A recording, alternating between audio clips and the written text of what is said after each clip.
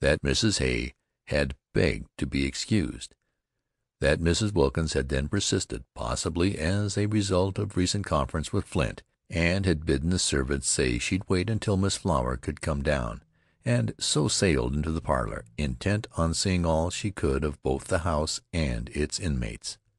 But not a soul appeared. Mrs. Hay was watching over her sleeping husband, whose slow recovery Flint was noting with unimpatient eye. Voices low yet eager could be heard aloft in Nanette's room. The servant, when she came down, had returned without a word to the inner regions about the kitchen, and Mrs. Wilkins's wait became a long one. At last the domestic came rustling through the lower floor again, and Miss Wilkins hailed. Both were Irish, but one was the wife of an officer and long a power, if not indeed a terror, in the regiment.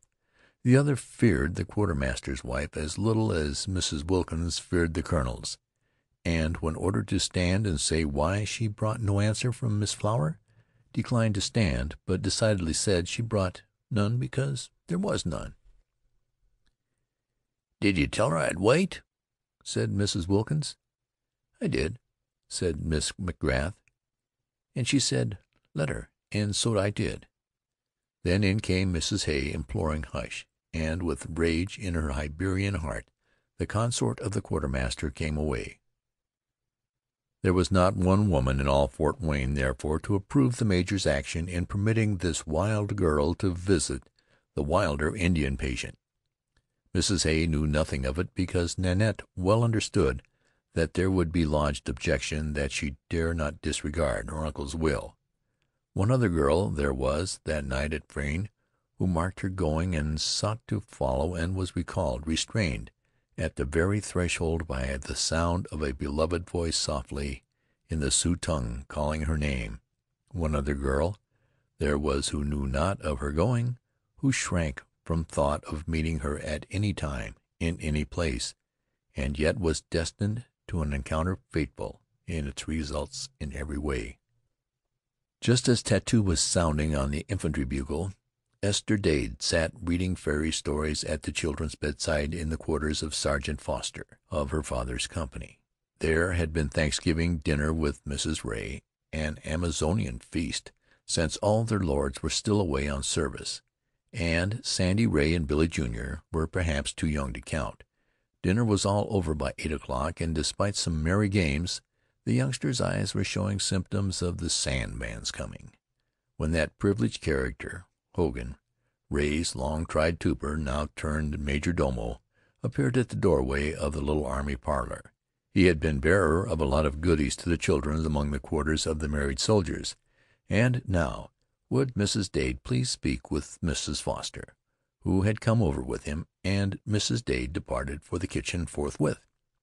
Presently she returned. "I'm going back a while with Mrs. Foster," said she. "She's sitting up tonight with poor Mrs. Wing, who—" But there was no need of explanation. They all knew. They had laid so recently their wreaths of evergreen on the grave of the gallant soldier who fell fighting at the Elk, and now another helpless little soul had come to bear the buried name, and all that were left for mother and babe was woman's boundless charity.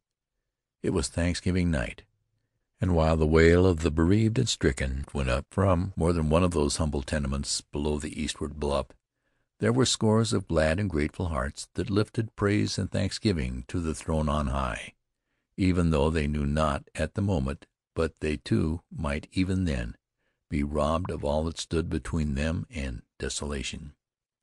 Once it happened in the story of our hard-fighting, hard-used little army that a bevy of fair young wives, nearly half a score in number, in all the bravery of their summer toilets, sat in the shadow of the flag, all smiles and gladness and applause, joining in the garrison's festivities on the nation's natal day, never dreaming of the awful news that should fell them ere the coming of another son, that one and all they had been widowed more than a week, that the men they loved, whose names they bore, lay hacked and mutilated beyond recognition within sight of those very hills where now the men from Frayne were facing the same old foe. In the midst of army life we are indeed in death, and the thanksgiving of loving ones about the fireside for mercy thus far shown is mingled ever with the dread of what the morrow may unfold. "Let me go too, mamma," was Esther's prompt appeal, as she heard her mother's words. "I can put the children to bed while you and Mrs. Foster are over there."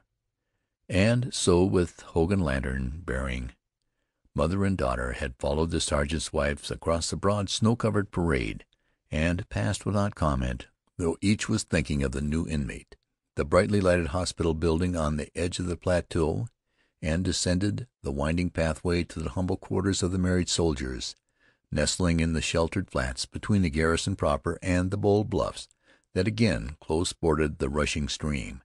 And here at Sergeant Foster's doorway Esther parted from the elders and was welcomed by shrieks of joy from three sturdy little cherubs, the sergeant's olive branches, and here, as the last note of tattoo went echoing away under the vast and spangled sky, one by one her charges closed their drooping lids and dropped to sleep, and left their gentle friend and reader to her own reflections. There was a soldier dance that night in one of the vacant mess rooms. Flint's two companies were making the best of their isolation, and found, as is not utterly uncommon, quite a few maids and matrons among the households of the absent soldiery, quite willing to be consoled and comforted.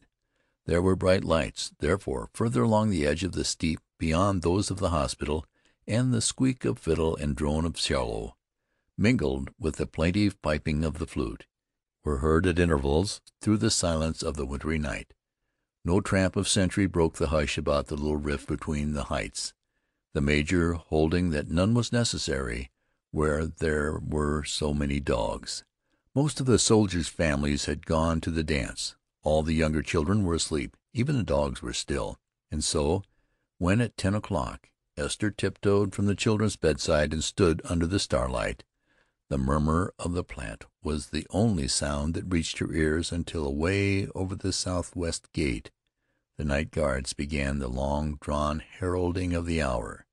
10 o'clock, and all's well. It went from post to post along the west and northward front. But when number 6 at the quartermaster's storehouse near the southeast corner should have taken up the cry where it was dropped by number 5 afar over near the flagstaff, there was an unaccountable silence. 6 did not utter a sound. Looking up from the level of Sudstown, as it had earlier been named, Esther could see the black bulk of the storehouse close to the edge of the plateau. Between its westward gable and the porch of the hospital lay some 50 yards of open space, and through this gap now gleamed a spangled section of the western heavens. Along the bluff just under the crest ran a pathway that circled the southward corner and led away to the trader's store south of the post. Tradition had it that the track was worn by night raiders, bearing contraband fluids from store to barracks, in the days before such traffic was killed by that common-sense promoter of temperance, soberness, and chastity, the Post Exchange. Along that bluff line, from the storehouse toward the hospital, invisible, doubtless, from either building or the bluff itself, but thrown in sharp relief against the rectangular inlet of starry sky, two black figures crouching and bearing some long, flat object between them, swift and noiseless, were speeding towards the hospital. The next instant they were lost in the black background of that building. Then, as suddenly and a moment later, one of them reappeared, just for a moment, against the brightly lighted window, the southernmost window on the eastward side, the window of the room that had been Beverly Field's, the window of the room now given over to Eagle Wing, the Sioux, the captive for whose safekeeping a special sentry within the building and this strangely silent number 6 without were jointly responsible. Then that silhouetted figure was blotted from her sight in general darkness, for the lights within as suddenly went out. And at that very moment a sound smote upon her ear, unaccountable at that hour and that side of the garrison. Hoofbeats swiftly coming down into the hollow from the eastward bluff, hoofbeats and low, excited voices. Foster's little house was southernmost of the settlement. The ground was open between it and the heights. and despite the low cost